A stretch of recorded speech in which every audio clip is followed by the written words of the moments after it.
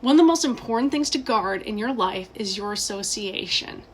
Your association can literally make or break you. So here are 3 keys to consider when guarding your association, either with coworkers, family, friends, etc. Number 1, do you feel built up or do you feel torn down by your association?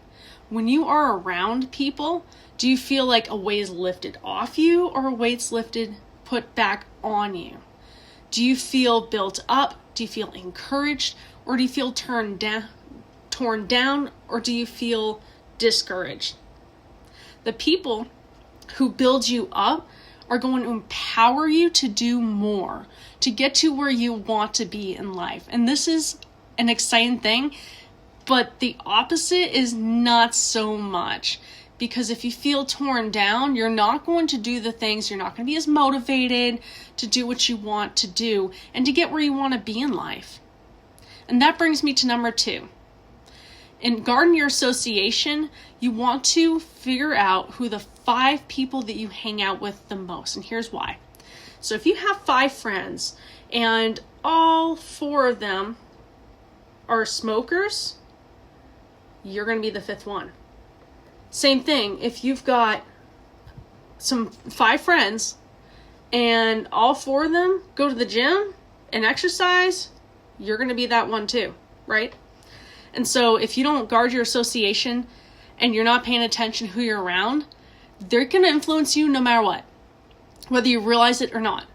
And so it's really important that you look at your association and say, hey, do I want to be doing what they do? Do I want to be where they want to be? Or do I want to distance myself from that? Because that's really, really important. And that's where boundaries come into play. You may have to set those boundaries where they don't have really close access to your life. Now, some relationships are contextual, and that's fine. Some relationships are just coworkers. Some you only go to for advice. Some people have really good finances, and that's okay. But your inner circle, you don't want to keep the people in your inner circle, the people that you don't want to trade places with, because I guarantee you, you will end up where they are at. And the third thing to consider when guarding your association is gossipers. Oh my goodness. This is like really important, because if you are hanging out with a gossiper, that is their point of connection in gossiping, is to connect. It's not necessarily about that person over there and that person over there or that person over there or there. It's about connection. So if they're gossiping about someone else, they're gossiping about you. And regardless, you may think it's all just talk. It's not. Because when you talk about somebody, they can feel it and they can sense it when they come face to face. For example, have you ever been in some kind of relationship with somebody, and then when you see them next, you feel like there's some kind of friction, you don't know what's going on?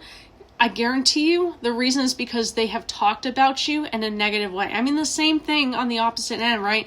If someone's talking positively about you and how much they love you and how great you are, when you come in contact with them in person, you're going to be able to sense that as well. So there's 3 important things when guarding your association.